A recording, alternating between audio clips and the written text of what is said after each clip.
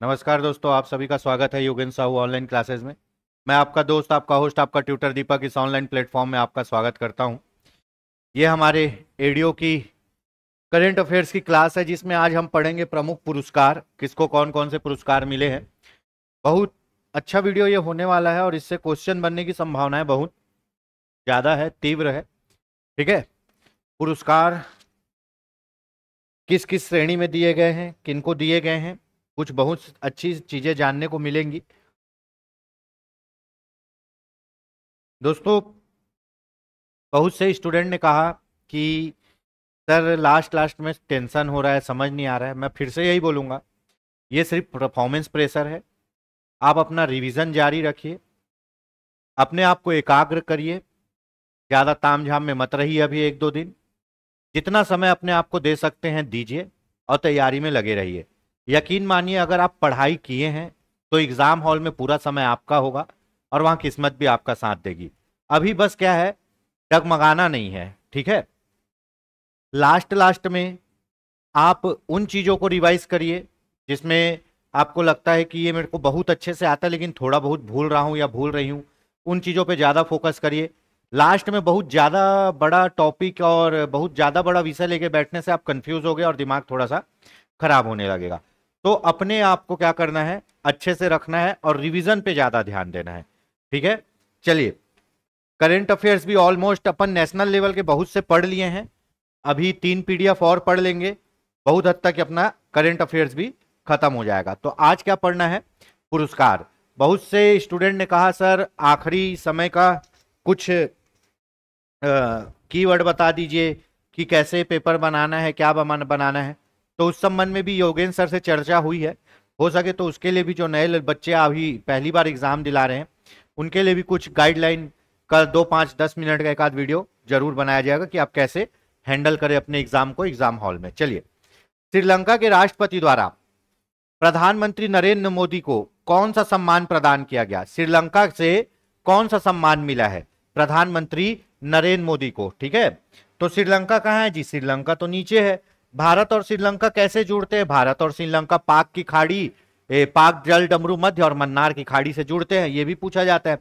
तो श्रीलंका वालों ने हमारे प्रधानमंत्री जी को जो अवार्ड दिया है उसका नाम है मित्र भूषण अवार्ड।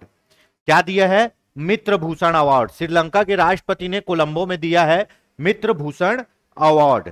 ठीक है, कब दिया है? 5 अप्रैल 2025 को कोलंबो में। यह श्रीलंका का गैर नागरिक सर्वोच्च सम्मान है। कौन सा? गैर नागरिक, मतलब बाहर के लोगों को देते हैं इन लोग, गैर नागरिक सर्वोच्च सम्मान।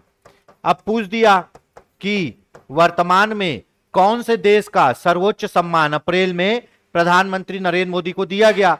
तो अप्रैल में प्रधानमंत्री नरेंद्र मोदी को श्रीलंका का गैर नागरिक सर्वोच्च सम्मान क्या? मित्र भूषण कोलंबो में प्रदान किया गया। ठीक है, अब श्रीलंका के राष्ट्रपति कौन है? श्रीलंका के राष्ट्रपति है अनुरा कुमार दिसानायके। अनुरा कुमार दिसानायके, ये श्रीलंका के वर्तमान राष्ट्रपति है। कई बार ये भी पूछ देता है, तो क्वेश्चन यहां से बन गया, श्रीलंका का सर्वोच्च गैर नागरिक सम्मान मित्र भूषण कोलंबो में 5 अप्रैल 2025 को किसके द्वारा, है ना, राष्ट्रपति अनुरा कुमार दिसानायके के द्वारा प्रदान किया गया। ठीक है, तो ये हो गया। एक और पुरस्कार मिला है ना, अभी एक और पुरस्कार मिला है मार्च में। कहां से? मॉरिशस से। कहां से? मॉरिशस से। ठीक है,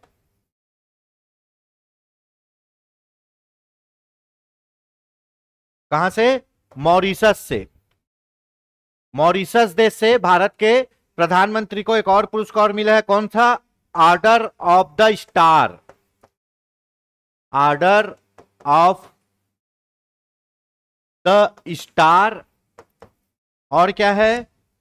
की of the Indian ocean. Indian ocean. ठीक है, यह सम्मान मिला है मॉरिशस से, ऑर्डर ऑफ द स्टार, की ऑफ द इंडियन ओशन। कहां? 11 मार्च 2025 को। कहां से? मॉरिशस से मिला है। ये दोनों सम्मान, मित्र भूषण श्रीलंका से, मॉरिशस से ऑर्डर ऑफ द स्टार, की ऑफ द इंडियन ओशन। कहां मिला है? पोर्ट लुइस में। कहां? पोर्ट लुइस में। पोर्ट लुइस में। दो सम्मान हो गया, ठीक है। चलिए, दो सम्मान नरेंद्र मोदी जी को अभी इस महीने जनवरी से प्राप्त हुआ है। एक हुआ है मार्च में मॉरिशस से ऑर्डर ऑफ द स्टार, की of the Indian ocean. Sri Lanka से अप्रैल में मिला है 5 अप्रैल को सर्वोच्च गैर नागरिक सम्मान, क्या? मित्र भूषण। चलिए अगला क्वेश्चन देख लेते हैं। डॉक्टर माधव गाडगिल को 2024 में किस श्रेणी में चैंपियन ऑफ द अर्थ पुरस्कार से सम्मानित किया गया? चैंपियन ऑफ द अर्थ पुरस्कार, ठीक है। चलिए, कौन सा पुरस्कार? चैंपियन ऑफ द अर्थ पुरस्कार किस श्रेणी में? लाइफ टाइम अचीवमेंट में, जीवन भर की उपलब्धि, लाइफ टाइम अचीवमेंट में। अब क्वेश्चन आएगा, सर माधव गाडगिल जी कौन है? माधव गाडगिल जी है विश्वविख्यात परिस्थितिविद, परिस्थितिक वैज्ञानिक बोल सकते हो, पारिस्थितिक तंत्र वाले, ठीक है। पारिस्थितिक विद है, पारिस्थितिक विशेषज्ञ हैं, ठीक है। ये विशेष रूप से पश्चिमी घाट को बचाने के लिए काम कर रहे हैं, पश्चिमी घाट के पारिस्थितिक तंत्र को बचाने के लिए काम कर रहे हैं, ठीक है। संयुक्त राष्ट्र का सर्वोच्च पर्यावरण पुरस्कार मिला है। संयुक्त राष्ट्र का सर्वोच्च पर्यावरण पुरस्कार कौन सा है? Champion of the earth. और किस श्रेणी में? जीवन भर की उपलब्धि, life time achievement. Champion of the earth life time achievement award doctor Madhav Gadgil कौन है? पारिस्थितिक विशेषज्ञ है, जो पश्चिमी घाट, पश्चिमी घाट कहां से चालू होगा आपका? पश्चिमी घाट गुजरात के, है ना, काठियावाड़ी तट से चालू होता है और नीचे कहां? केरल तक है पूरा पश्चिमी घाट, जिसको बोलते हैं सह्याद्री पर्वत, ठीक है। उसको, वहां पे जो पारिस्थितिक तंत्र है उसको बचाने के लिए यह पुरस्कार दिया गया है। और सुन लो, ये जो माधव गाडगिल जी हैं, है ना, भारत के पहले बायोस्फीयर रिजर्व नीलगिरी की स्थापना में भी इनका महत्वपूर्ण योगदान है। भारत के पहले बायोस्फीयर रिजर्व कौन से? नीलगिरी, ठीक है, उसके भी स्थापना में इनका महत्वपूर्ण योगदान है। Doctor Madhav Gadgil, champion of the earth life time achievement award. कहां? पश्चिमी घाट को बचा रहे हैं, क्या है? पारिस्थितिक विद है, पारिस्थितिक विशेषज्ञ हैं। नीलगिरी जो बना है आपका क्या? बायोस्फीयर रिजर्व, उसको भी बनाने में इनकी महत्वपूर्ण भूमिका है, ठीक है। अगला क्वेश्चन, डॉक्टर जयश्री वेंकटेशन ने 2025 में कौन सा पुरस्कार प्राप्त किया? है ना, डॉक्टर जयश्री वेंकटेशन, ठीक है। तो ये बहुत इंपॉर्टेंट चैप्टर हो गया वेंकटेशन जी का, क्या है ना, रामसर पुरस्कार। क्या? रामसर पुरस्कार मिला है इनको। किनको? डॉक्टर जयश्री वेंकटेशन को 2025 में रामसर पुरस्कार मिला है, ठीक है। यह पुरस्कार प्राप्त करने वाली भारत की प्रथम महिला है। ये क्या है? महिला। सर रामसर क्या होता है? रामसर स्थल वीटलैंड, आर्द्र भूमि को कहा जाता है। आर्द्र भूमि, दलदली भूमि में जो जंगल होता है उसको बोलते हैं वीटलैंड। वो हमारे पर्यावरण और पारिस्थितिक तंत्र के लिए बहुत इंपॉर्टेंट है, तो उनको बचाना बहुत जरूरी है। इसके लिए ईरान में 1971 में रामसर समझौता हुआ और हमारे यहां रामसर स्थल संरक्षित किए गए, ठीक है। जो रामसर के वर्ल्ड में 12 महिला हैं, रामसर ने वर्ल्ड में पूरे 12 महिलाओं का जो ग्रुप बनाया है उसमें भारत से कौन है? जयश्री वेंकटेशन है और इनको रामसर पुरस्कार मिला है आर्द्र भूमि को बचाने और संरक्षित करने के लिए, ठीक है।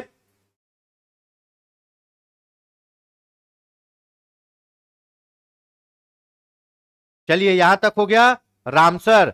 भारत में ठीक है 4 जून तक 91 रामसर स्थल है। याद रखिएगा, भारत में 4 जून तक 91 रामसर स्थल है, ठीक है। 2 नए रामसर स्थल बने हैं, एक है खेचान। कहां? खेचान, ये है राजस्थान, उदयपुर। दूसरा आपका कौन सा है? मेनार। कौन सा? मेनार, ये भी राजस्थान में है। ये दो नए रामसर स्थल कब? 4 जून को घोषणा हुई है। 5 जून को विश्व पर्यावरण दिवस था। 91 रामसर स्थल है। हमारे यहां तमिलनाडु में सबसे ज्यादा रामसर स्थल है। ठीक है,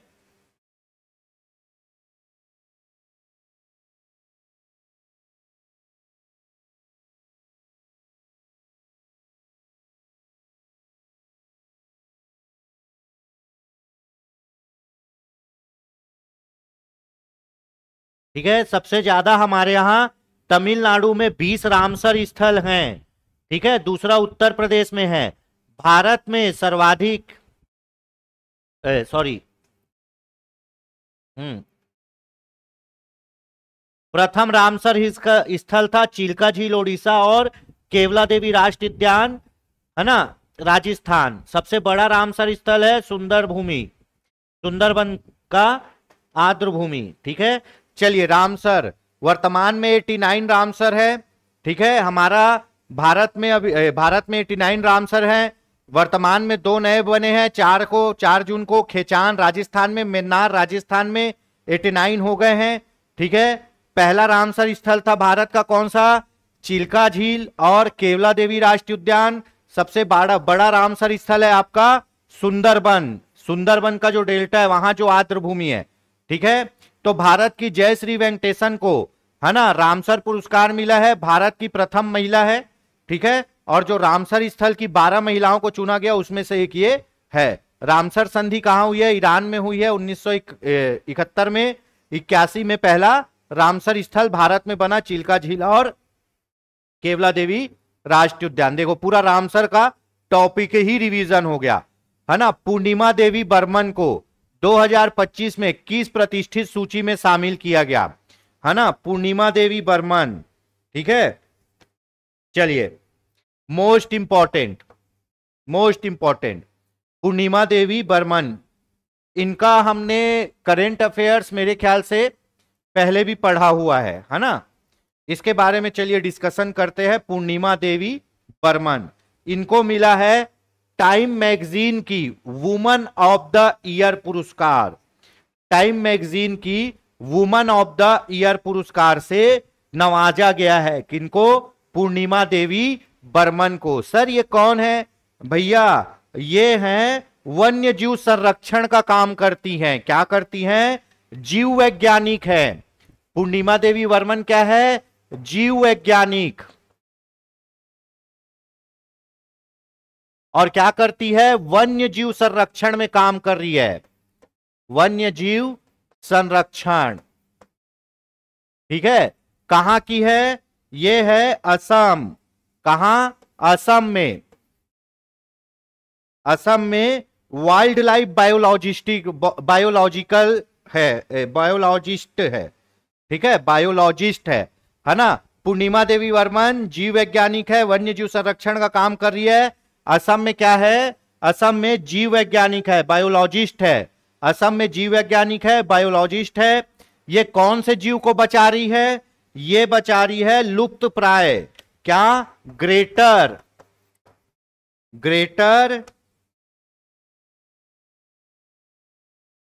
एडुटेंट, ग्रेटर एडुटेंट स्टार्क। ठीक है, इसी को बोलते हैं हरगीला। क्या? हरगीला पक्षी।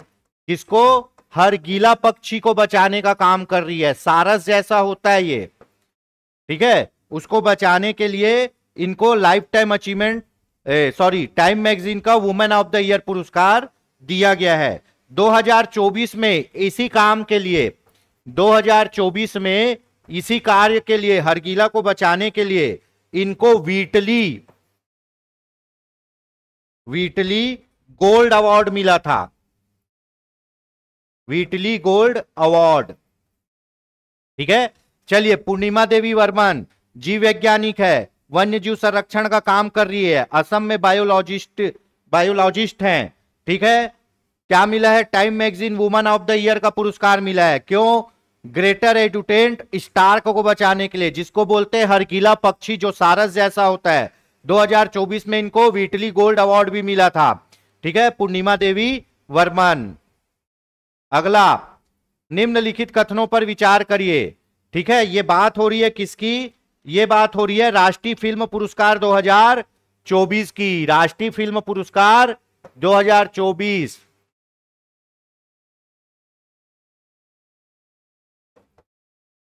राष्ट्रीय फिल्म पुरस्कार 2024 किसने प्रदान किया? द्रौपदी मुर्मू जी ने। ऋषभ शेट्टी को फिल्म कंतारा में सर्वश्रेष्ठ अभिनेता का पुरस्कार प्रदान किया गया। सर्वश्रेष्ठ अभिनेता का पुरस्कार कौन है? आपका ऋषभ शेट्टी। तबाही पिक्चर थी कंटारा। ठीक है, हमारे मोबाइल का रिंगटोन वही वाला है, कंटारा वाला। ठीक है, उसमें लास्ट का जो क्लाइमेक्स वाला सीन था वो तो और जबरदस्त था। इसका पार्ट 2 आ रहा है। वह ये किस पर आधारित है? वहां के स्थानीय जनजाति और उसके स्थानीय देवता पर आधारित मूवी है। ठीक है, रियल कहानी है कंटारा।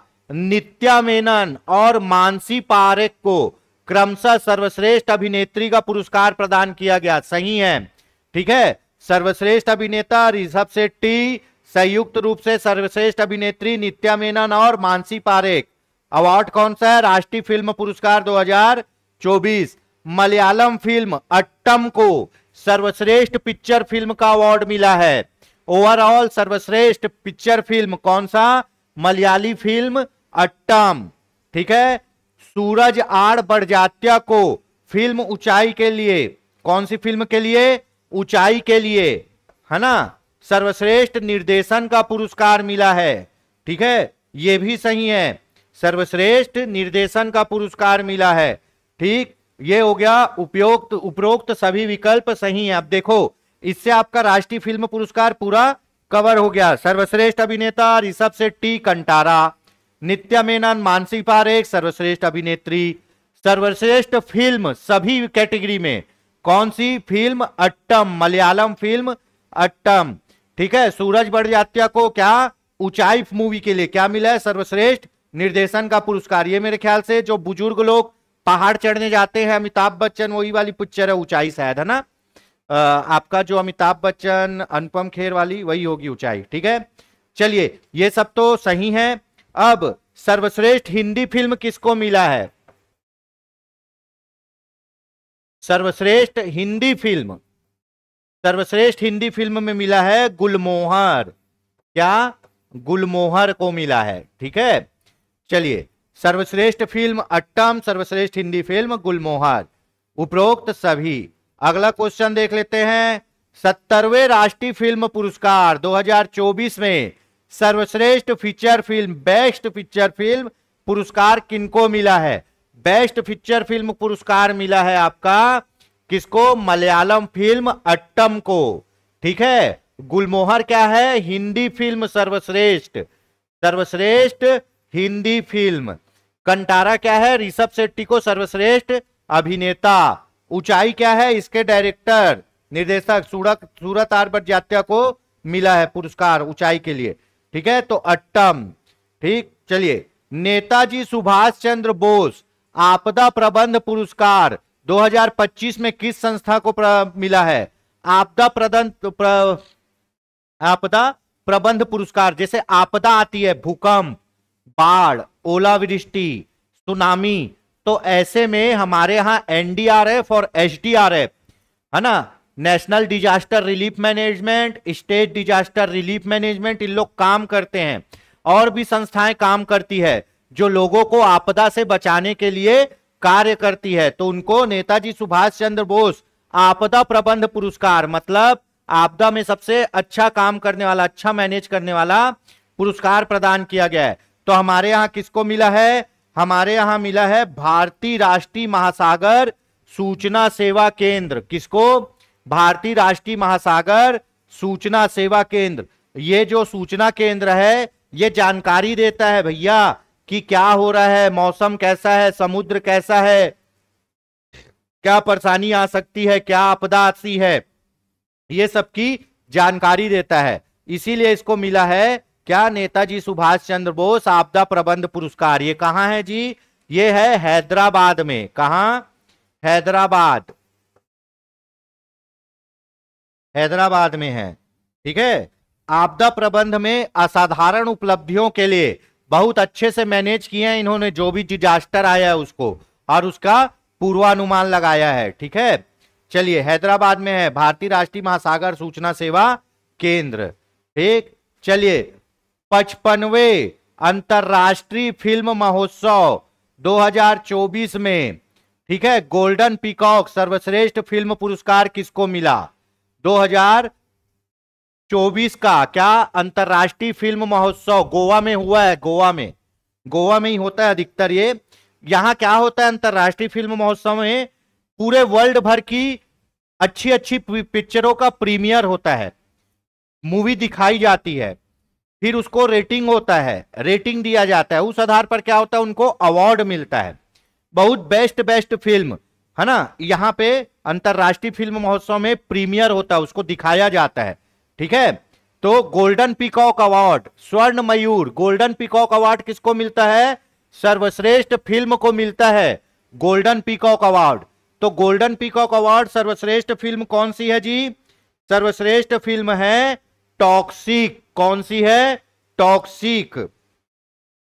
ठीक है, इस पिक्चर में क्या है? इस पिक्चर में 13 वर्षीय दो लड़कियों की कहानी है। कहानी जो मॉडलिंग स्कूल में क्या लेती है? एडमिशन लेती है, उसके ऊपर ये कहानी है। ठीक है, 13 वर्षीय दो लड़कियों की कहानी है, मॉडलिंग स्कूल पर जाती है और मॉडल बनने के लिए क्या लेती है? एडमिशन लेती है। इसमें से एक लड़की को कुछ प्रॉब्लम रहता है पैर वैर में। ठीक है, उसी पर पूरी कहानी घूमी है। ठीक है, तो टॉक्सिक सर्वश्रेष्ठ फिल्म है। अब इसमें और देख लेते हैं क्या है ना। फोकस कंट्री, ठीक है, फोकस देश पूछा जाता है। अंतरराष्ट्रीय फिल्म महोत्सव में 2024 में फोकस देश कौन सा था? फोकस देश था ऑस्ट्रेलिया। क्या? ऑस्ट्रेलिया। इस बार ऑस्ट्रेलिया की 7 पिक्चरों को दिखाया गया है, 7 पिक्चरों को, 7 मूवी का प्रीमियर हुआ है यहां पे। तो फोकस देश कौन सा था इस बार? ऑस्ट्रेलिया। ठीक है, चलिए सर्वश्रेष्ठ अभिनेता कौन?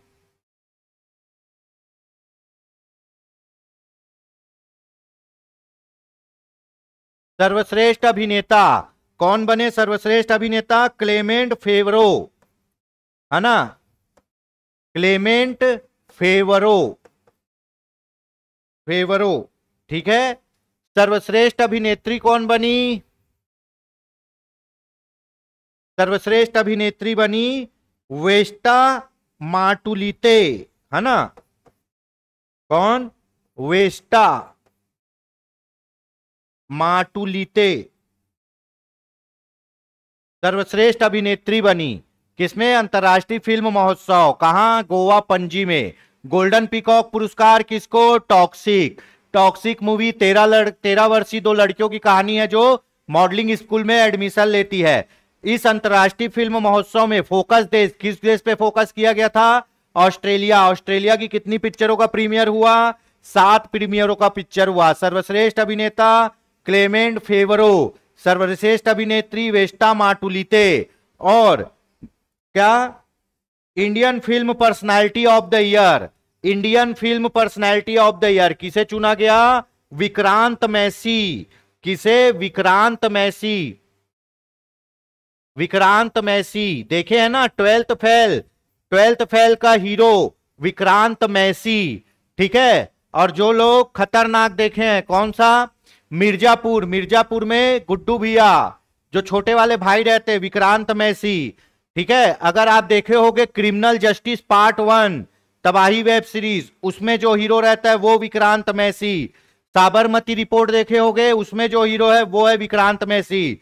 Indian personality of the year. सच में बहुत तबाही एक्टिंग है, बहुत लो प्रोफाइल के हीरो है लेकिन तबाही एक्टिंग करते हैं। ठीक है, तो चलिए प्रतिभा नेपोटिज्म की गुलाम नहीं होती, जो प्रतिभावान है वो पद पर पहुंच ही जाएगा। इसका उदाहरण है हमारे यहां, हमारे बॉलीवुड में विक्रांत मैसी। ठीक है, चलिए 55वें अंतरराष्ट्रीय फिल्म महोत्सव पूरा कवर हो गया। आगे बढ़ते हैं। ठीक है, अपने क्लास की यही क्वालिटी है भैया कि जो पढ़ेंगे बम पढ़ेंगे। कम पढ़ो लेकिन बम पढ़ो, ठीक है। ऐसा पढ़ो कि वो टॉपिक से जो भी क्वेश्चन आए छूटे ही ना। मतलब मैं चाहता हूं कि आप लोग की तैयारी ऐसा हो, आप अपने मन में जब आप बेंच में बैठो, आपके हाथ में जब क्वेश्चन बुकलेट आए, तो आप यही बोलो, पूछना कहां से पूछ सकता है, तब पढ़ाऊं। जहां से पूछना वहां से पूछ ले, ये वाला एटीट्यूड, ठीक है।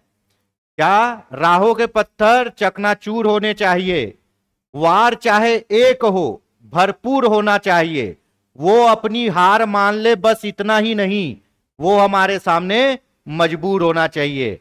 तो जो आपका एग्जाम है ना, वो एग्जाम मजबूर हो जाए कि भैया बना ले, जो बनाना है बना ले, तू तो सब पढ़ा है। यही एटीट्यूड, ठीक है, कॉन्फिडेंस कि मैं भी अच्छा कर सकता हूं, मैं ही अच्छा कर सकता हूं, यह कॉन्फिडेंस नहीं है, मैं भी अच्छा कर सकता हूं, कोई और भी अच्छा कर रहा होगा, ठीक है। और इसी को अगर एटीट्यूड बनाना है तो जो पूछना है पूछ लो, पढ़ के तो सब आए हैं, साला जाने नहीं देंगे यहां से, ठीक है। चलिए वापस आ जाते हैं। बुकर पुरस्कार 2024, है ना, साहित्य के क्षेत्र में बहुत पर्सनैलिटी वाला, बहुत प्रीसियस अवार्ड है।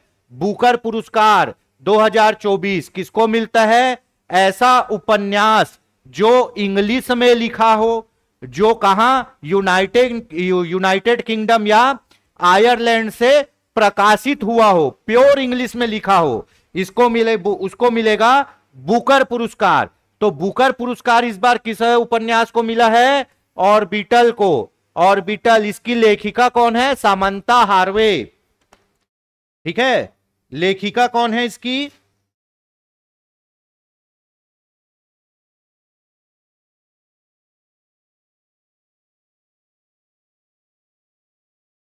ठीक है, लेखिका कौन है? सामंता हार्वे, सामंथा हार्वे, ठीक है। नाम भी पूछेगा। ऑर्बिटल क्या है कहानी? ठीक है, अंतरिक्ष यात्रियों ने जो 24 घंटा, 6 अंतरिक्ष यात्रियों ने,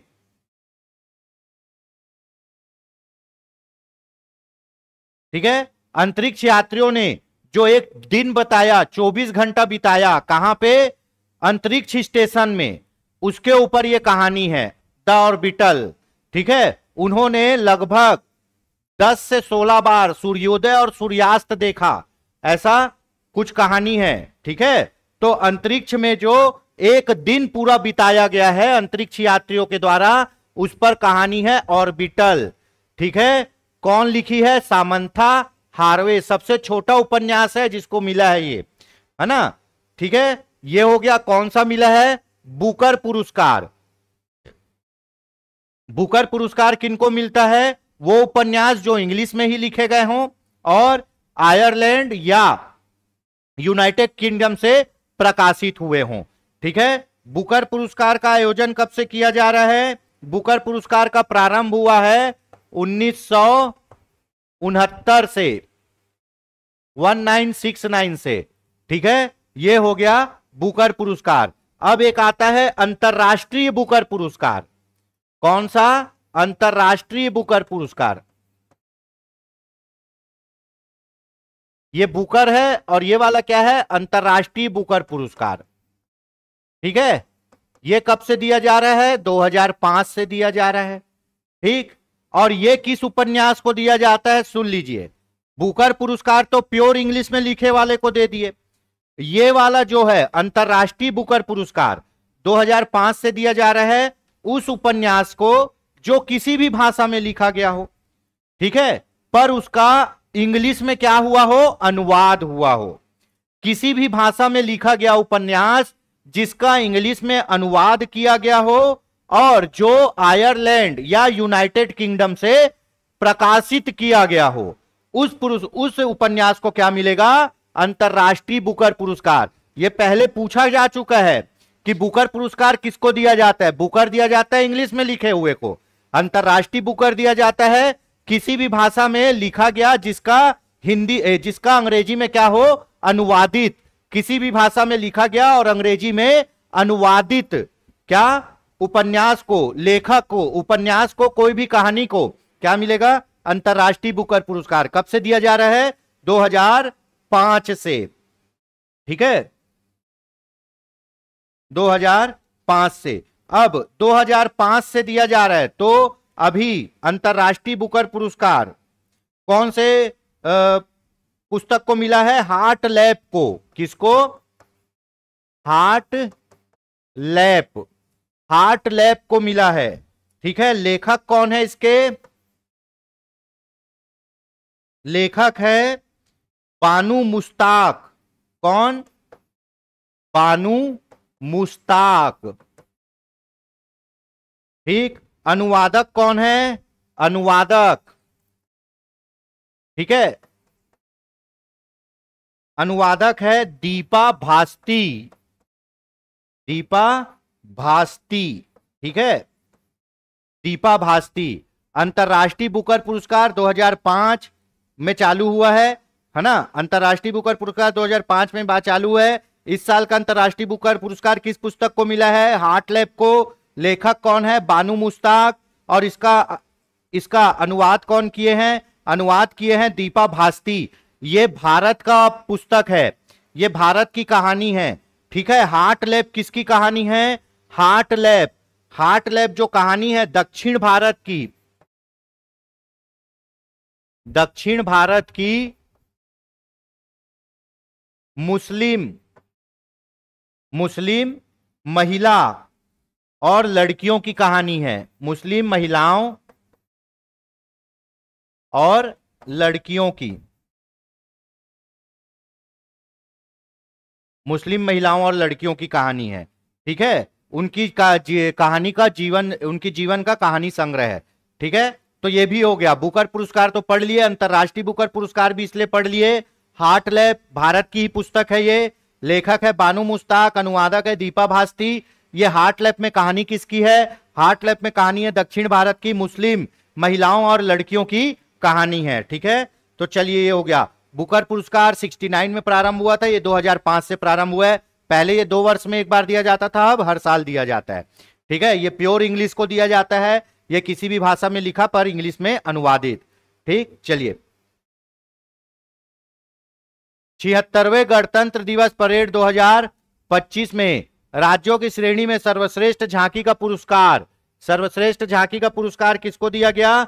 उत्तर प्रदेश। किसको दिया गया? उत्तर प्रदेश को। ठीक है, राम मंदिर बना था, जहां तक झांकी में उत्तर प्रदेश का राम मंदिर बना था। ठीक है, और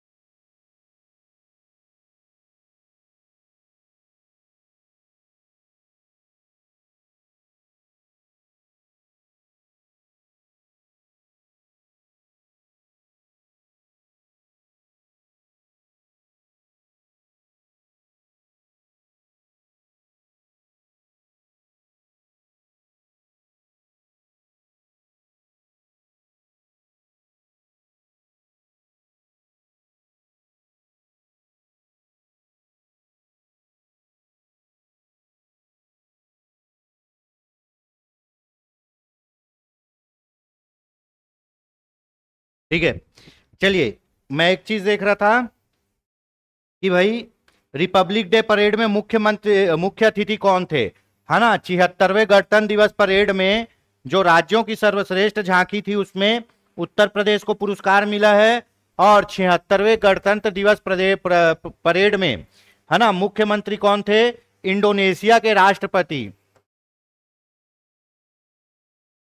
इंडोनेशिया के राष्ट्रपति, क्या नाम है इनका? इंडोनेशिया के राष्ट्रपति का, राष्ट्रपति प्रोबोवो सुबियांटो। प्रोबोवो सुबियांटो, नाम याद रखिएगा, प्रोबोवो सुबियांटो।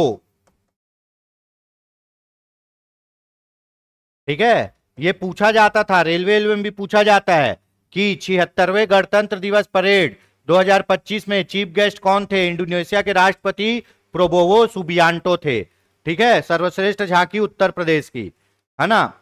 प्राणी मित्र राष्ट्रीय पुरस्कार 2025 में किस संगठन को हाथियों के बचाव और देखभाल के लिए उत्कृष्ट योगदान के लिए सम्मानित किया गया है ना। प्राणी मित्र पुरस्कार 2025, है ना, किस संगठन को हाथी बचाने के लिए। अपने यहां जंगल होते जा रहे हैं कम, हाथी घुसते जा रहे हैं शहर में, जिससे क्या है, हाथी अग्रेसिव हो जाते हैं, गुस्से में पूरे जनजीवन को तहस नहस कर देते हैं, लोगों की जान ले लेते हैं। और दूसरा चीज कि भाई हाथी भी अब असुरक्षित है, तो हाथी के पुनर्वास के लिए और उनको बचाने के लिए किस संस्था को पुरस्कार मिला है, किस संस्था को मिला है जी, बताइए।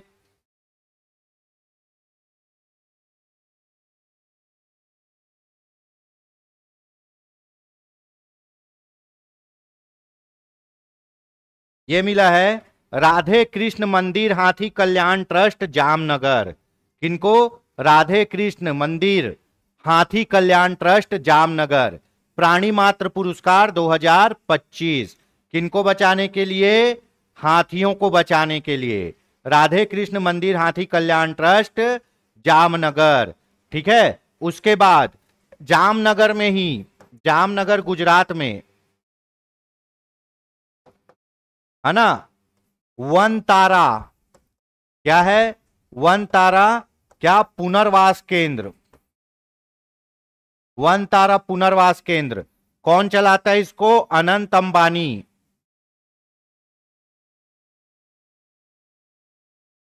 अनंत अंबानी चलाते हैं। लगभग 3000 एकड़ में फैला हुआ है। यहां भी लगभग 2000 वन्य जीव को क्या किया गया है? आपका पुनर्वास किया गया है। जो चोटिल थे, घायल थे, भटके हुए थे, उनको रखा गया है। खूब अभी जब अनंत अंबानी की शादी हो रही थी तो बहुत फेमस ही हुआ ये वन तारा पुनर्वास केंद्र। कहाँ है? जामनगर गुजरात। अनंत अंबानी चलाते हैं, ठीक है। हाथी के लिए राधे कृष्ण मंदिर ट्रस्ट, ठीक है। चलिए, साहित्य अकादमी पुरस्कार 2024 में किस कवित्री को उनके काव्य संग्रह मैं जब तक आई बहार के लिए सम्मानित किया गया? अब देखिए, हिंदी पढ़े थे, कवित्री ऐसे नहीं लिखा जाता, ठीक है। कवित्री ऐसे नहीं लिखा जाता, ये होता है कवयित्री, है ना, कवयित्री, ठीक है, ऐसे ही लिखते हैं, वहां में नहीं रहेगा मात्रा। एक साहित्य अकादमी पुरस्कार 2024 में किस कवित्री को उनके काव्य संग्रह मैं जब तक आई बहार के लिए सम्मानित किया गया? किसको सम्मानित किया गया? गगन गील। किसको? गगन गील।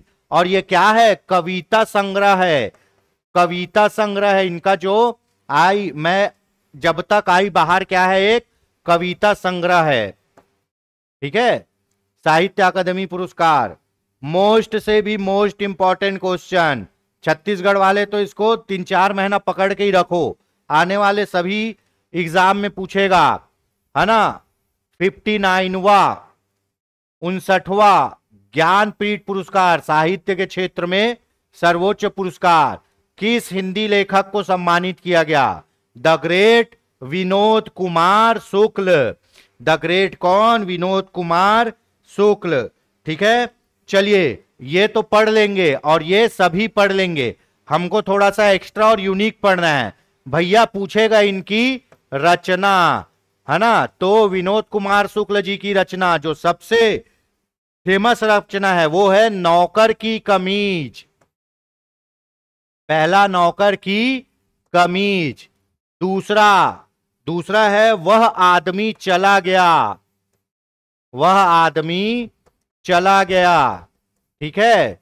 तीसरा तीसरा है दीवार में एक खिड़की रहती थी, है ना, दीवार में एक खिड़की रहती थी, ठीक है। चौथा खिलोगे तो देखेंगे, है ना, क्या? खिलोगे, खिलोगे तो देखेंगे, खिलोगे तो देखेंगे, है ना। फिर जय हिंद, जय हिंद। और एक और कौन सा है, लगभग।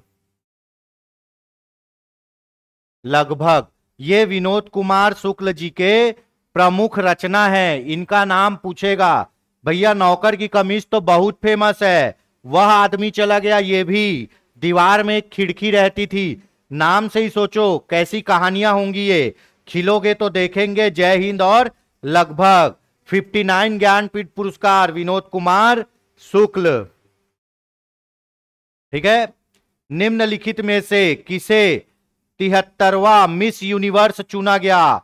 73वां मिस यूनिवर्स। देखिए भैया, दो प्रतियोगिता होती है,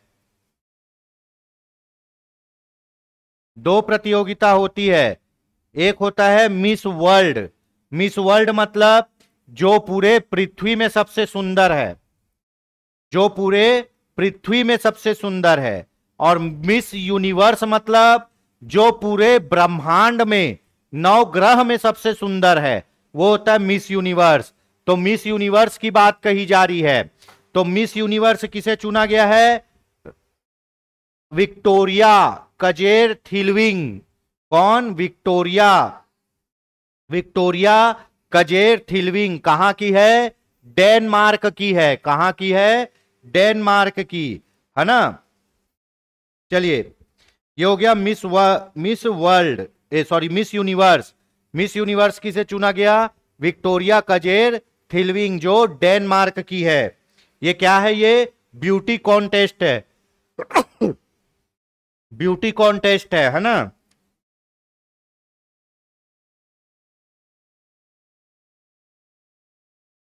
चलिए, मिस वर्ल्ड हो गया। अब सॉरी मिस यूनिवर्स हो गया।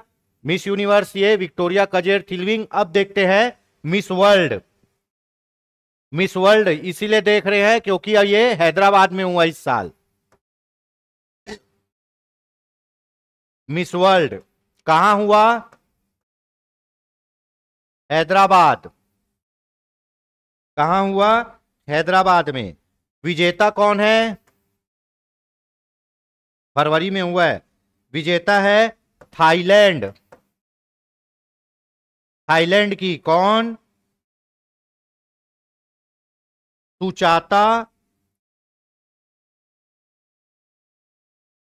सुचाता, आगे चुआ चुआरसरी। सुचाता चुआरसरी, है ना। थाईलैंड की मिस वर्ल्ड हैदराबाद में अभी हुआ। विजेता थाईलैंड की सुचाता चुआरसरी है। ठीक है, ये मिस वर्ल्ड है। मिस यूनिवर्स वो है। ठीक। मिस वर्ल्ड जो है सबसे पुरानी क्या है? ब्यूटी कॉन्टेस्ट है। कब से चालू हो गया ये? 1951 से चला आ रहा है। कब से चला आ रहा है? 1951 से। और भारत का प्रतिनिधित्व तो कौन किया था इसमें? भारत का प्रतिनिधित्व, भारत का प्रतिनिधित्व किए थे नंदिनी गुप्ता। कौन? ठीक है, हमारे यहां दो लोग होते हैं। एक होती है मिस इंडिया। मिस इंडिया क्या करती है? मिस इंडिया मिस वर्ल्ड में जाती है। और एक होती है miss diva. Miss diva miss universe में जाती है। ठीक है। तो मिस वर्ल्ड हैदराबाद में विजेता थाईलैंड की सुचाता चुआरसरी। भारत का प्रतिनिधित्व तो नंदिनी गुप्ता ने किया था। ठीक।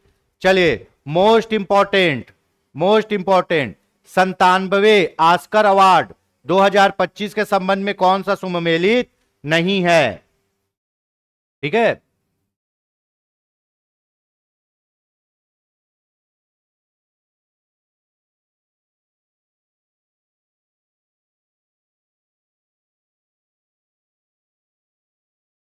ठीक है।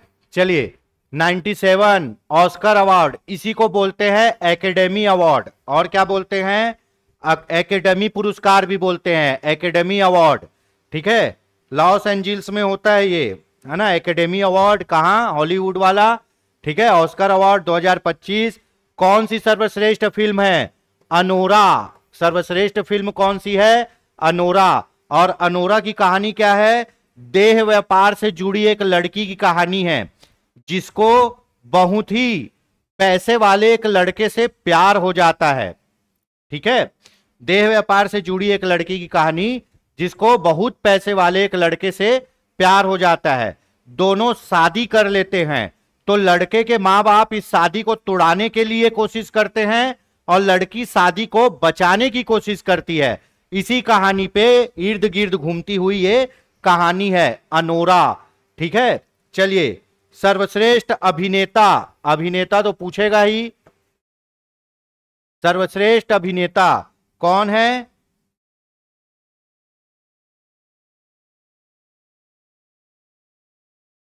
एड्रियन ब्रांडी,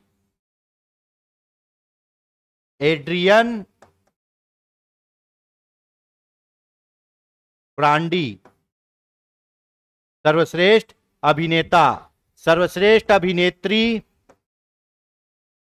अभिनेत्री कौन है? अभिनेत्री है माइकी मेडिसिन,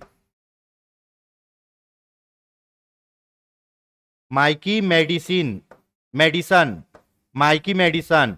अनोरा की हीरोइन है ये, है ना। और ये ब्रूटलिस्ट की हीरो, ब्रूटलिस्ट, ब्रूटलिस्ट के हीरो हैं ये। ठीक है, तो 97 ऑस्कर अवार्ड 2025, सर्वश्रेष्ठ फिल्म अनोरा, कहानी बता दिया, अभिनेता एड्रियन ब्रांडी, है ना, ब्रूटलिस्ट के लिए अभिनेत्री माइकी मेडिसिन, अनोरा के लिए। ठीक है, चलिए अगला क्वेश्चन देख लेते हैं।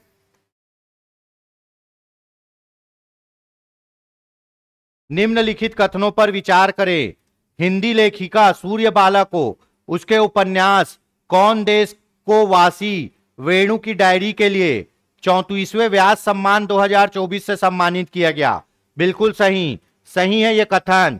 हिंदी लेखिका सूर्यबाला, सूर्यबाला की पुस्तक कौन सा है? उपन्यास कौन देश के वासी वेणु की डायरी के लिए व्यास सम्मान, है ना, मिला है। यह उपन्यास 2018 में प्रकाशित हुआ था। व्यास सम्मान के बिरला फाउंडेशन द्वारा 91 में स्थापित किया गया। उपरोक्त सभी सही है। यह पूछा जाता है व्यास सम्मान कौन देता है? के बिरला फाउंडेशन। सरस्वती सम्मान कौन देता है? के बिरला फाउंडेशन। हिंदी लेखिका सूर्यबाला को उनके उपन्यास कौन देश के वासी के लिए दिया गया है? ठीक है, चलिए आगे बढ़ते हैं। सभी कथन सही है। 34वें सरस्वती सम्मान 2024 के संबंध पर विचार कीजिए। यह सम्मान, है ना, लेखक कौन है? महामहोपाध्याय साधु भद्रेश दास को, है ना, महामहोपाध्याय साधु भद्रेश दास को स्वामी नारायण सिद्धांत सुधा, पुस्तक का नाम है स्वामी नारायण सिद्धांत सुधा, लेखक है साधु भद्रेश दास को प्रदान किया गया सरस्वती सम्मान। यह भी के बिरला फाउंडेशन द्वारा 91 में दिया जा रहा है। पुरस्कार में 15 लाख रुपए की राशि और प्रशस्ति पत्र और चिन्ह मिलता है। ये भी सभी सही हैं। इसमें आप सम्मान प्राप्तकर्ता और उनके लेखक सरस्वती स्वामी नारायण सिद्धांत सुधा, लेखक भद्रेश दास। ठीक है, उसके बाद व्यास सम्मान लेखिका सूर्यबाला कौन देश के वासी वेणु की डायरी। ठीक है, दोनों के बिरला फाउंडेशन। वर्ष 2025 में पद्म विभूषण पुरस्कार व्यापार और उद्योग क्षेत्र में किनको मिला? ठीक है, तो व्यापार और उद्योग क्षेत्र में पद्म विभूषण किसको मिला है? Osamu Suzuki. ये सुजुकी कंपनी के क्या हैं, है ना, सुजुकी मोटर के अध्यक्ष हैं। ठीक है, सुजुकी मोटर कॉरपोरेशन के अध्यक्ष। हमारे यहाँ जो मारुति कार बनती है ना, मारुति सुजुकी, उसके सुजुकी मोटर कॉरपोरेशन के अध्यक्ष थे। मरणोपरांत मिला है इनको, ओसामू सुजुकी को, है ना। मारुति ने भैया भारत में कार की क्रांति किसने लाई? मारुति ने ही लाई। उस समय 800 लोगों की ड्रीम कार हुआ करती थी। ठीक है, 2025 में 7 लोगों को मिला है पद्म विभूषण। कितना? 7 लोगों को। ठीक है, ये 7 लोगों के नाम आपको याद होने चाहिए। ये 7 लोगों के नाम आपको याद होने चाहिए। पहला कौन सा है? पहला सुजुकी जी हैं, सुजुकी जी। उसके बाद शारदा सिन्हा, है ना, गायिका थी। ठीक है, उसके बाद वासुदेव नायर, वासुदेव नायर, ठीक है ना। ये तीनों को मरणोपरांत मिला है। कब? मरणोपरांत, मरने के बाद, ठीक है। उसके बाद लक्ष्मी नारायण सुब्रमण्यम, अगले हैं लक्ष्मी नारायण सुब्रमण्यम, ठीक। उसके बाद है कुमुदनी रजनीकांत, कुमुदनी रजनीकांत, कुमुदनी रजनीकांत लखिया, कुमुदनी रजनीकांत लखिया। उसके बाद है न्यायमूर्ति जगदीश सिंह खेहर। कौन? जगदीश, सुप्रीम कोर्ट के न्यायाधीश थे, जगदीश सिंह खेहर, ठीक है। उसके बाद है दुव्वूर नागेश्वर रेड्डी। कौन? दुव्वूर, द अधवा व, है ना, दुव्वूर नागेश्वर रेड्डी,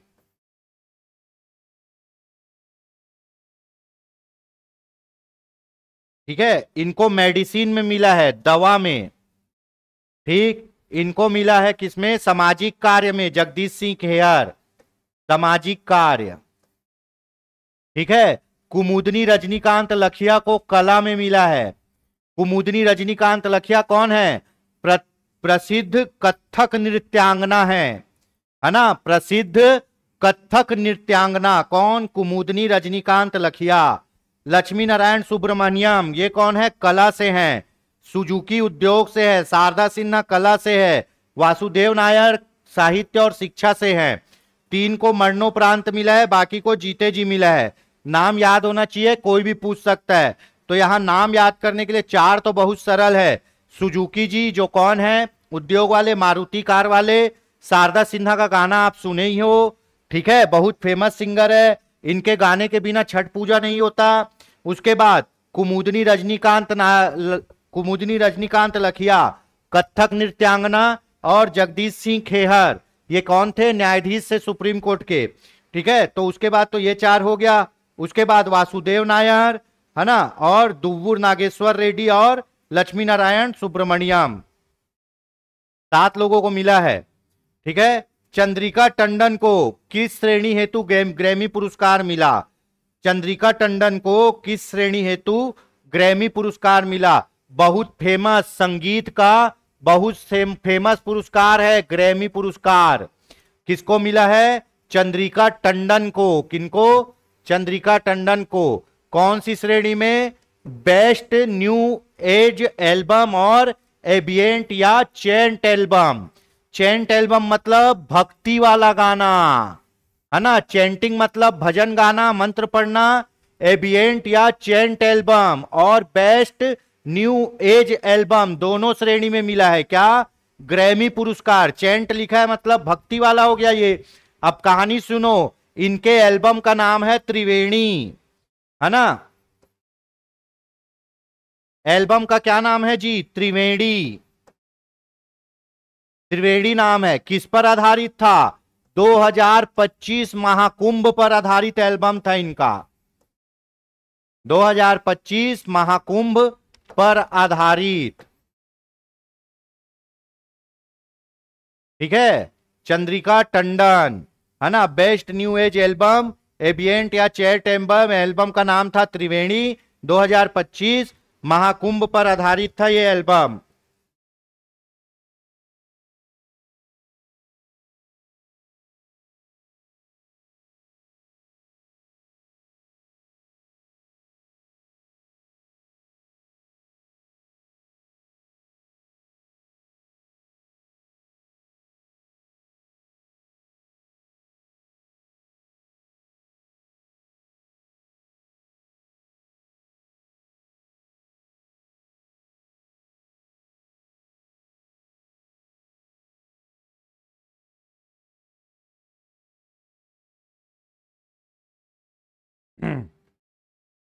चलिए यहां तक हो गया। अब आईफा 2025 पुरस्कार कौन सी फिल्म को मिला? आईफा अवार्ड है ना, कौन सा, लापता लेडीज, किसको, लापता लेडीज, ठीक है, लापता लेडीज, जिसमें वो गाना है वो सजनी रे वाला, ठीक है, दोनों की बीवी बदल जाती है, वही वाला, ठीक है। कौन बनाया इसको, किरण राव बनाई है, कौन, आमिर खान की बीबी, ठीक है। इसमें जो आपका रवि किशन का जो एक्टिंग है पुलिस वाला, वो पहले आमिर खान करूंगा बोल रहा था, पर किरण राव बोली नहीं, हमको एक नॉर्मल आदमी चाहिए। फिर उसके बाद उसने किसको कास्ट किया, एकदम किसको, रवि किशन को। रवि किशन काफी अच्छे एक्टर हैं भोजपुरी इंडस्ट्रीज के, लापता लेडीज को मिला है, ठीक है। तो दोस्तों ये था आपका प्रमुख पुरस्कार, है ना, ये प्रमुख पुरस्कार था। अगला अपन देख लेते हैं युद्ध अभ्यास, प्रमुख युद्ध अभ्यास, किस किस देशों के बीच कौन कौन से युद्ध अभ्यास हुए हैं।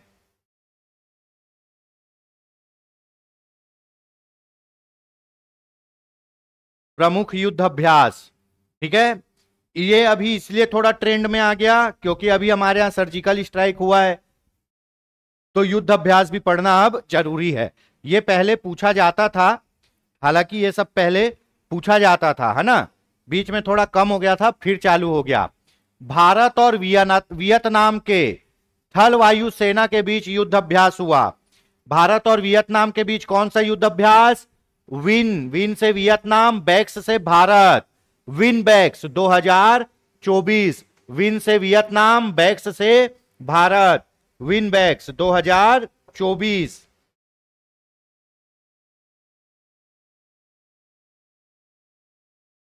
है ना, विन बैक्स 2024, ठीक है। वी से वियतनाम, ब से भारत, विन बैक्स 2024, भारत और वियतनाम के बीच, ठीक है। कहां हुआ, अंबाला हरियाणा में, कहां, अंबाला,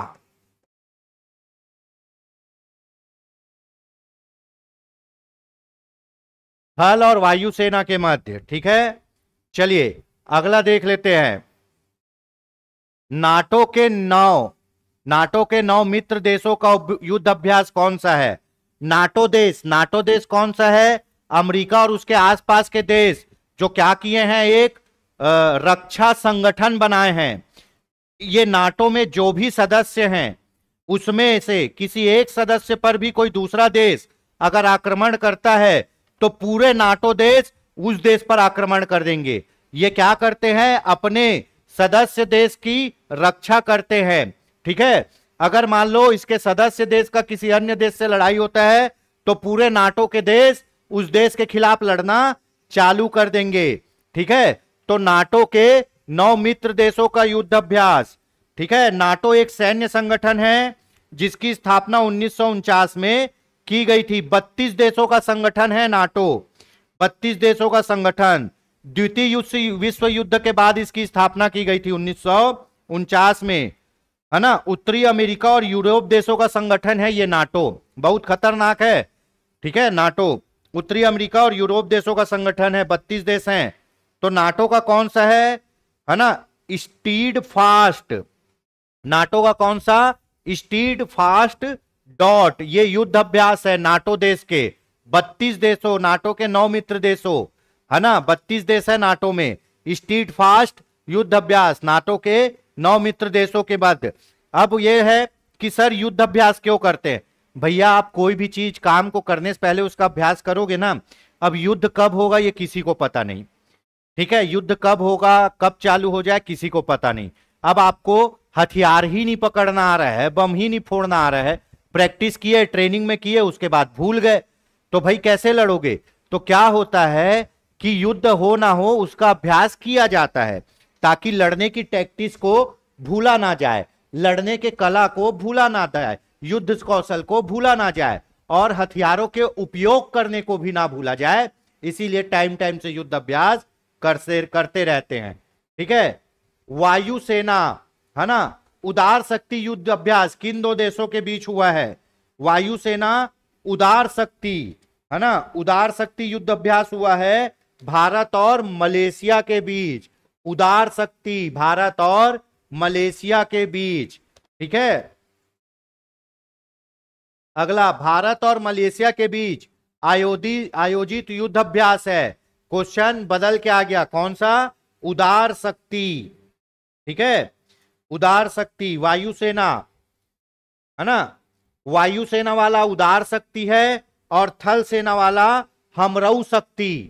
ठीक है, भारत और मलेशिया की थल सेना जो युद्ध अभ्यास की है वो है हमरऊ शक्ति, और वायुसेना जो युद्ध अभ्यास की है वो है उदार शक्ति। ऑप्शन होगा ए और बी दोनों, थल सेना हमरऊ शक्ति, वायुसेना उदार शक्ति। मलेशिया, है ना।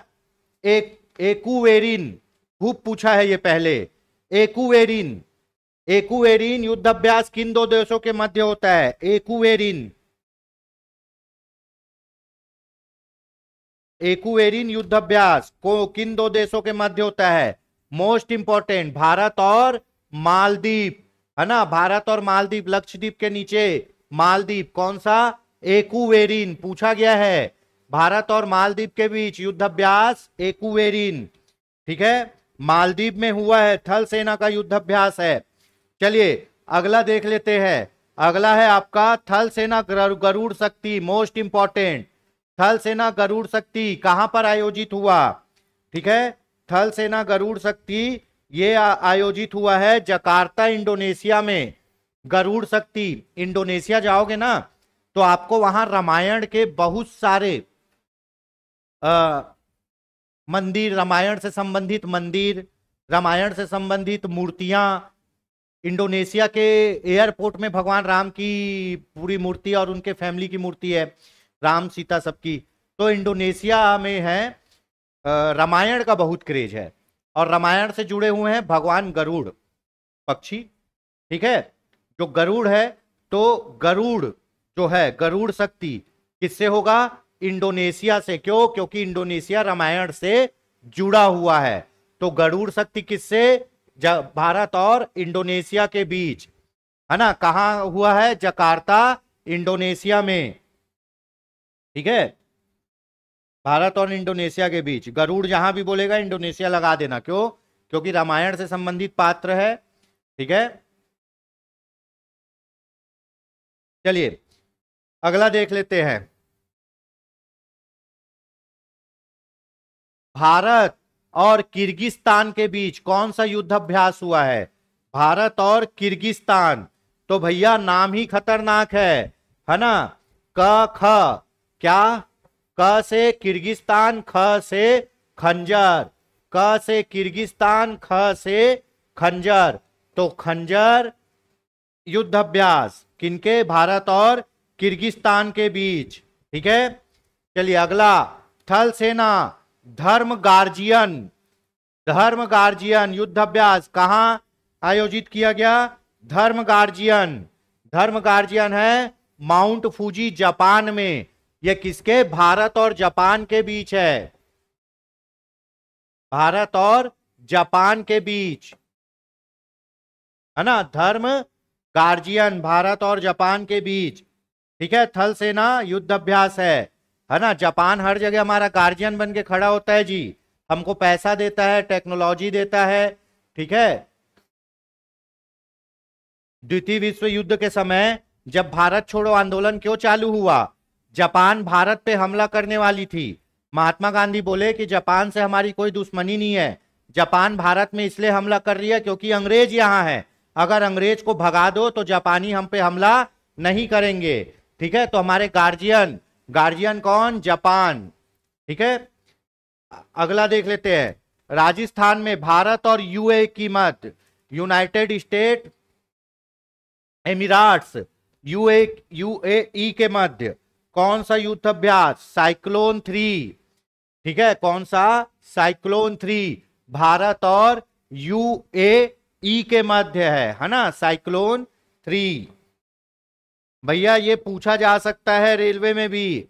भारत और रूस, भारत और रूस की दोस्ती तो दुनिया जानती है।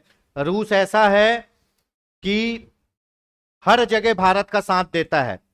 देखिए रूस एक साम्यवादी देश है, तो हमारे यहां जब कांग्रेस की सरकार आती तो हमारा दोस्त रूस हो जाता है, और हमारे यहां जब बीजेपी की सरकार आती है तो अमेरिका हमारा दोस्त हो जाता है। ठीक है, अमेरिका है पूंजीवादी, रूस है साम्यवादी, इसलिए दोनों पटता नहीं है। ठीक है।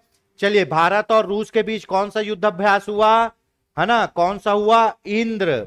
इंद्र 2025 बहुत पूछा, कई बार पूछा है।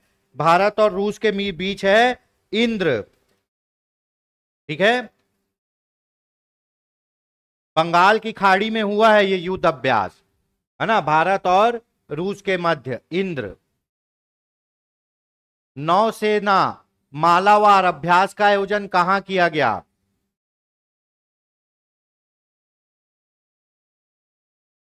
ठीक है, नौसेना मालावार अभ्यास कहां पे किया गया? विशाखापट्टनम, भारत में। कहां? विशाखापट्टनम, भारत में। कौन कौन से देश थे? भारत था, ठीक है, अमेरिका था, ठीक है, और जापान और ऑस्ट्रेलिया।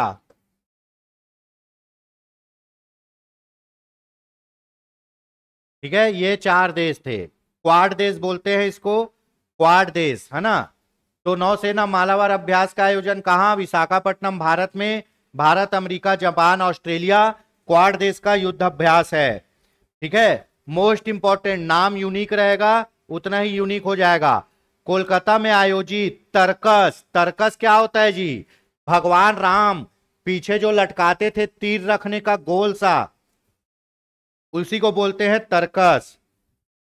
ठीक है, भगवान राम जो तीर रखने का लटकाते हैं ना पीछे ऐसे, जिसपे तीर रखते हैं, उसी को बोलते हैं तर्कस, है ना।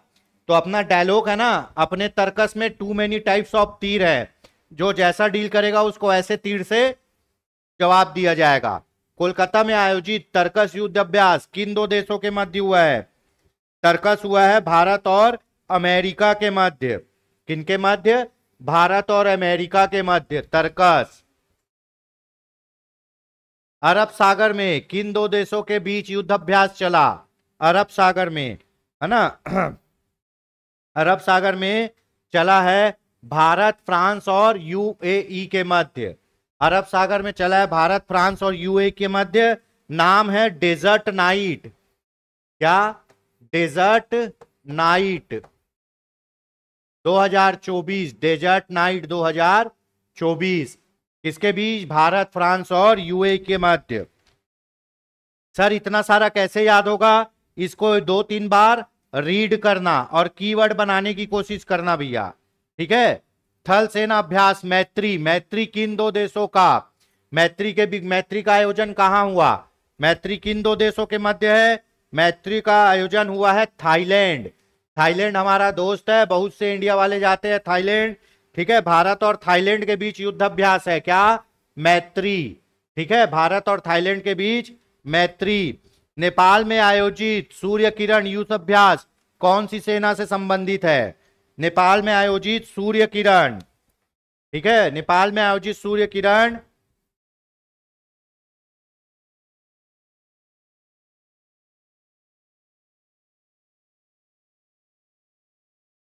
नेपाल में आयोजित सूर्य किरण कौन सी सेना का अभ्यास है?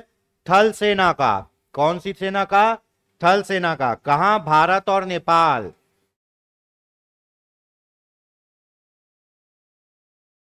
नेपाल के मध्य।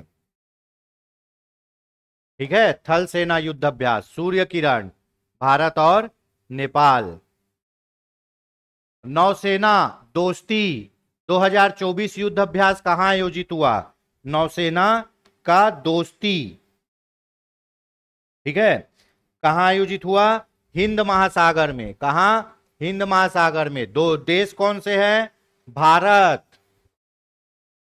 भारत, मालदीव, ठीक है, और श्रीलंका। अब तीनों देशों के लिए हिंद महासागर ही पास पड़ेगा, तो वहीं हुआ। कहां? नौसेना दोस्ती, हिंद महासागर, भारत, मालदीव और श्रीलंका। भारत और ओमान के मध्य कौन सा नौसेना अभ्यास हुआ? भारत और ओमान, बहुत पूछा है इसको भी, है ना। नसीम अल बहर, नसीम अल बहर, अल से ओमान, अल से ओमान, नसीम अल बहर, भारत और ओमान के मध्य। ठीक है, सिम्बेक्स, सिम्बेक्स 2024 का किन दो देशों के बीच हुआ? सिम्बेक्स। सिम्बेक्स कौन है भैया बताइए?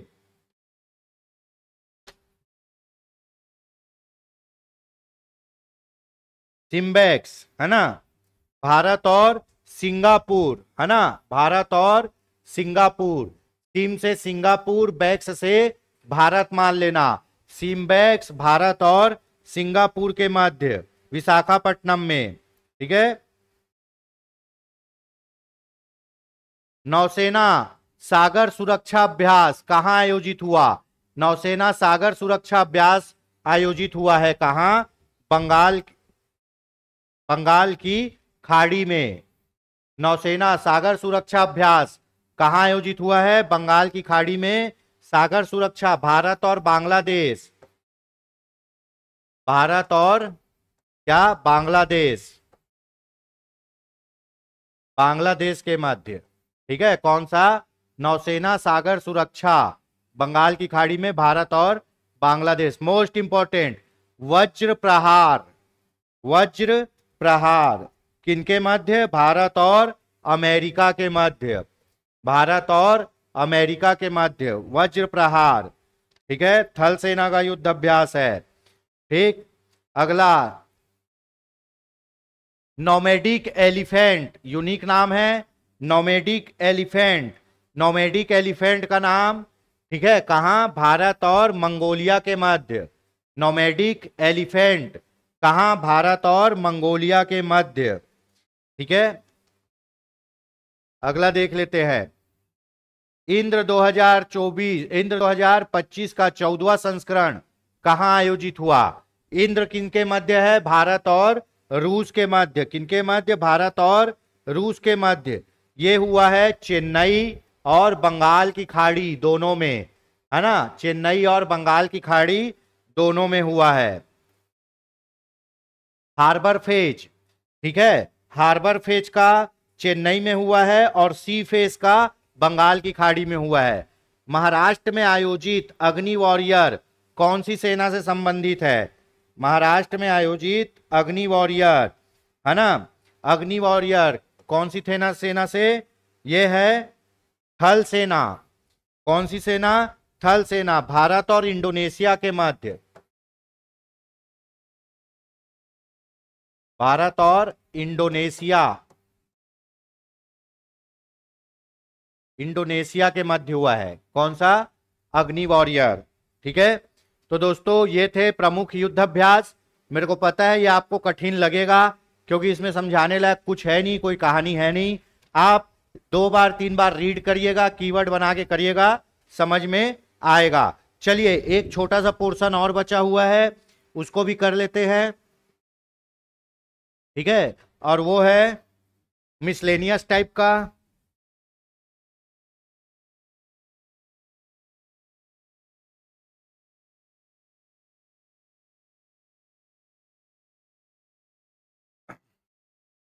चलिए, आईएसएफआर रिपोर्ट और सांख्यिकी है इसमें।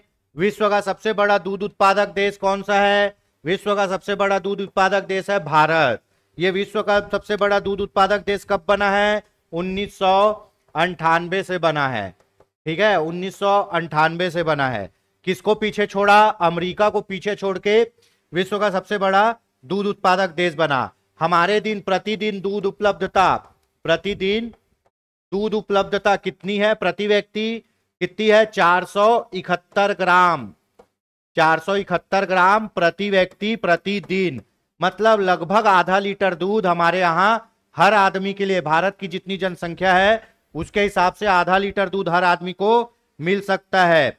ठीक है, तो ये कब है? 2023-24 के अनुसार प्रति व्यक्ति दूध उपलब्धता कितनी है? 471। ये पशुधन में भी काम आएगा।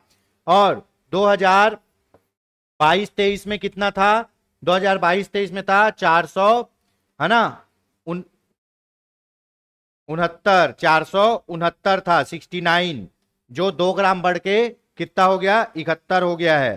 ठीक है, चलिए अगला क्वेश्चन देख लेते हैं। ऊन उत्पादन में भारत के शीर्ष राज्य हैं। ऊन उत्पादन में भारत के शीर्ष राज्य आपको पता है, भेड़ और ऊन के लिए टॉप का राज्य कौन सा है? राजस्थान है। ठीक है, तो ऊन उत्पादन में सबसे ज्यादा राजस्थान, और प्रीसियस ऊन उत्पादन में जम्मू कश्मीर। पश्मीना शॉल जो होता है वो ना बहुत ही महंगा शॉल है, लाखों रुपए का आता है, वो जम्मू कश्मीर में मिलता है। और उसके बाद कर्नाटक, तो ऊन उत्पादन में सबसे ज्यादा राजस्थान है। ठीक है, इसी में एशिया की सबसे बड़ी ऊन मंडी, एशिया की सबसे बड़ी ऊन मंडी कहां है जी? बीकानेर राजस्थान में। कहां है? बीकानेर राजस्थान में। और भेड़ अनुसंधान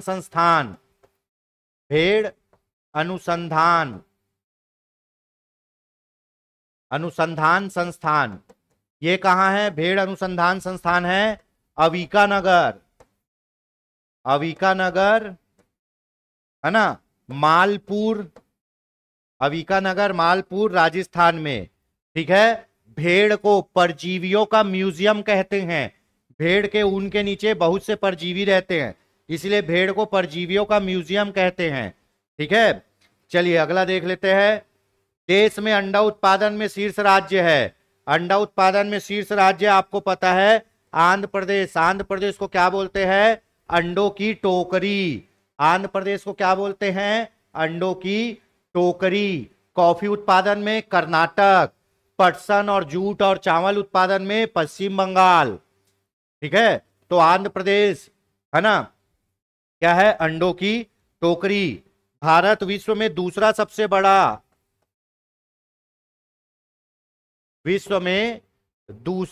बड़ा अंडा उत्पादक देश है।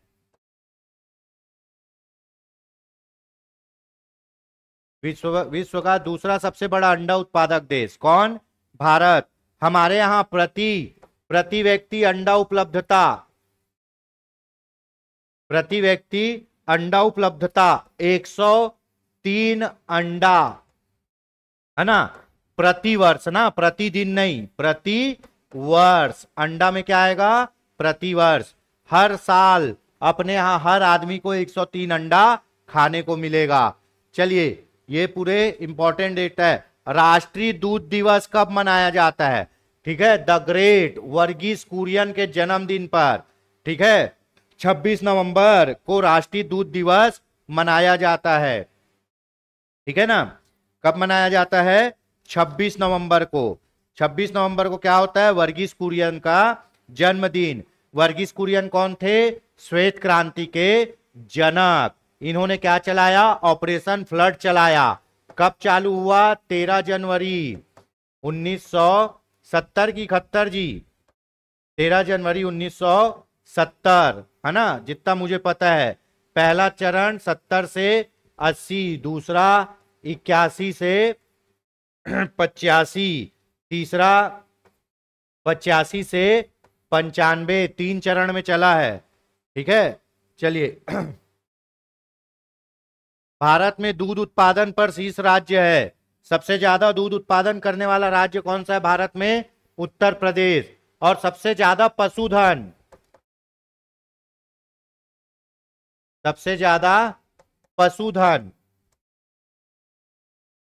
पशुधन भी उत्तर प्रदेश में है। ठीक है, उसके बाद केंद्रीय बकरी अनुसंधान संस्थान भी कहां? आपके उत्तर प्रदेश में है। अगला क्वेश्चन, भारत का स्थान अंडा उत्पादन में किस क्रम में है? दूध उत्पादन में पहला, अंडा उत्पादन में दूसरा। 103 अंडा प्रति वर्ष है प्रति व्यक्ति उपलब्धता। छत्तीसगढ़ के कुल वन क्षेत्र का कितना प्रतिशत? छत्तीसगढ़ में कुल वन क्षेत्र का कितना प्रतिशत है? मतलब ये बोलना चाह रहा है छत्तीसगढ़ में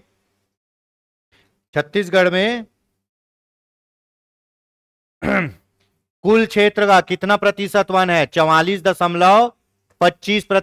44.25% वन है। ठीक है, अगला क्वेश्चन, देश में न्यूनतम वन आवरण क्षेत्रफल प्रतिशत वाला राज्य है। सबसे कम वन आवरण कहां है? सबसे कम वन आवरण कहां है देश में? कहां है? सबसे कम है हरियाणा। कहां है? हरियाणा में। ठीक है, 3.65% है वन आवरण क्षेत्रफल प्रतिशत पे। ठीक है, चलिए अगला क्वेश्चन, ISFR 2023 सर्वाधिक वन आवरण वाला राज्य, सर्वाधिक वन आवरण राज्य किसके पास है?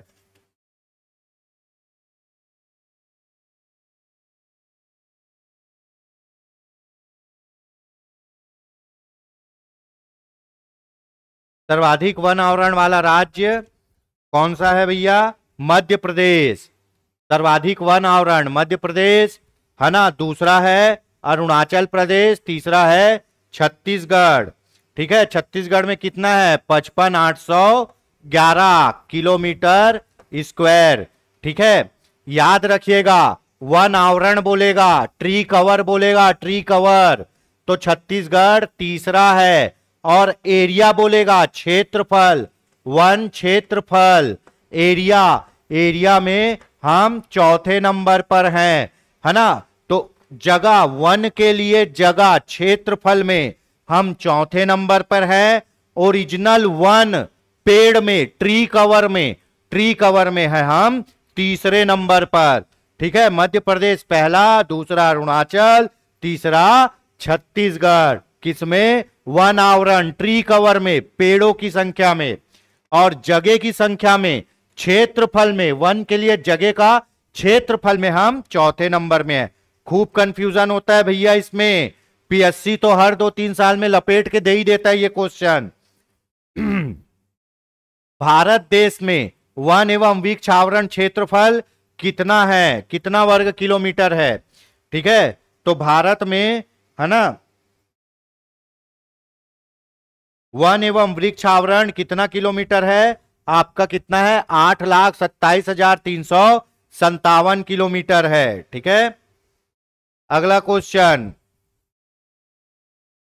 ISFR 2021 की तुलना में ISFR 2023 में वन आवरण वृक्ष आवरण में सर्वाधिक वृद्धि वाला राज्य, मोस्ट इंपॉर्टेंट, 2021 की तुलना में 2023 में कहां वन आवरण और वृक्ष आवरण, पेड़ और जंगल, पेड़ और जंगल कहां सबसे ज्यादा बढ़े हैं? तो कहां बढ़े हैं? द ग्रेट छत्तीसगढ़ में बढ़े हैं। कहां बढ़े हैं? द ग्रेट छत्तीसगढ़ में। हमारे यहां 683.62 है ना किलोमीटर स्क्वायर जंगल बढ़ा है। बहुत अच्छी बात है, हमारे यहां पिछली तुलना में 683 किलोमीटर स्क्वायर जंगल बढ़ा है पहले नंबर पर। दूसरे नंबर पर कहां बढ़ा है? उत्तर प्रदेश में। तीसरे नंबर पर कहां बढ़ा है? उड़ीसा में। तो चलो कुछ तो अच्छा हुआ। देखिए वन आवरण क्या होता है मैं बता देता हूं। ट्री कैनोपी, पेड़ों की सघनता पे वन आवरण और वृक्ष आवरण आते हैं, है ना। तो वन आवरण क्या होता है? वन आवरण, वन मतलब जंगल। वन आवरण का पैरामीटर क्या है? 1 हेक्टेयर से अधिक, 1 हेक्टेयर से अधिक जगह। ठीक है, और डेंसिटी कितनी होनी है? 10% से अधिक, 10% से अधिक। क्या? वृक्ष घनत्व, 10% से अधिक वृक्ष घनत्व, मतलब डेंसिटी पेड़ की 10% से अधिक होनी चाहिए। वन आवरण, जंगल किसको बोलेंगे? जगह 1 हेक्टेयर से अधिक होना चाहिए और डेंसिटी 10% से अधिक होनी चाहिए, तो वन आवरण आएगा। इसमें जंगल आते हैं, पूरे जंगल। ठीक है, चलिए वृक्षावरण, वृक्ष मतलब पेड़, वृक्षावरण, इसका पैरामीटर क्या है? जगह 1 हेक्टेयर से कम जगह होना चाहिए, 1 हेक्टेयर से कम, और डेंसिटी भी कितनी होनी चाहिए? 10% से कम। ट्री डेंसिटी कितनी होनी चाहिए? 10% से कम। तो ये किस में आएगा? वृक्ष में आएगा। और इसमें कौन आते हैं? वृक्ष आवरण में रोड के किनारे लगे हुए पेड़, तुम्हारे गली मोहल्ले में लगे हुए पेड़, खुले जो वृक्षारोपण होता है वो, तो ये आता है वृक्ष आवरण में। वन आवरण में आएगा 1 हेक्टेयर से अधिक बड़ा क्षेत्र, डेंसिटी 10% से अधिक, तो जंगल पूरे वन इसमें आएंगे। वृक्ष आवरण में क्या आएगा, तुम्हारे घर के पास का पेड़, रोड के किनारे का पेड़, थोड़ा खुला जंगल जो जगह 1 हेक्टेयर से कम और डेंसिटी घनत्व तो 10% से कम। चलिए अगला क्वेश्चन देखते हैं। वन आवरण में क्षेत्रफल की दृष्टि से छत्तीसगढ़ में देश का कौन सा स्थान है? छत्तीसगढ़ में देश का कौन सा स्थान है भाई, बताइए।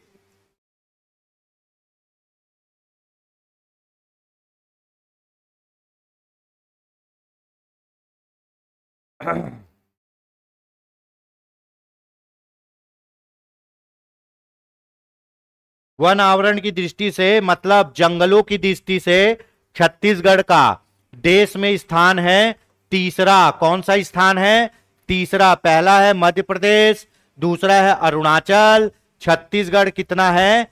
तीसरा। ठीक है, कितना है छत्तीसगढ़ में? 55,811 किलोमीटर स्क्वायर। ठीक है,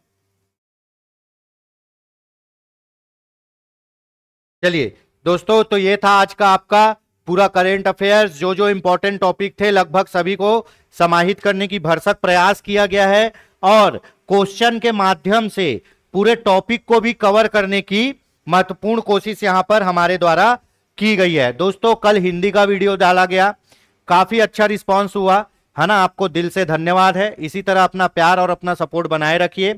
ठीक है, मैं हमेशा बोलता हूं मैं आपको पढ़ाऊंगा नहीं, हम साथ मिलकर पढ़ेंगे, कुछ नया करेंगे। दोस्तों बहुत से स्टूडेंट ने कहा सर पॉलिटी का मेरे दोस्तों, मेरे प्यारे युद्ध वीरों, रणबांकुरों, सिपल सहारों, इक्तेदारों, मैं एक चीज बता दूं, पॉलिटी का एक वीडियो डाला हुआ है मेरा पढ़ाया हुआ, पॉलिटी का ब्रह्मास्त्र। 100 क्वेश्चन है, पूरा पॉलिटी रिवाइज हो जाएगा पीएससी प्री के लेवल का, तो पॉलिटी के लिए आप उसको देखिए। ठीक है, बहुत काम आएगा, बहुत जबरदस्त क्वेश्चन है उसमें। ठीक है, मुझे भी कभी पढ़ना होता है तो मैं उसी को पढ़ता हूं, खुद अपने द्वारा पढ़ाए हुए को। ठीक, पॉलिटी हो गया। दोस्तों क्विक रिवीजन के फॉर्मेट में जो भी वीडियो डाल रहे हैं उनको अवश्य देखिएगा, बहुत इंपॉर्टेंट टॉपिक है, उससे क्वेश्चन बनेंगे।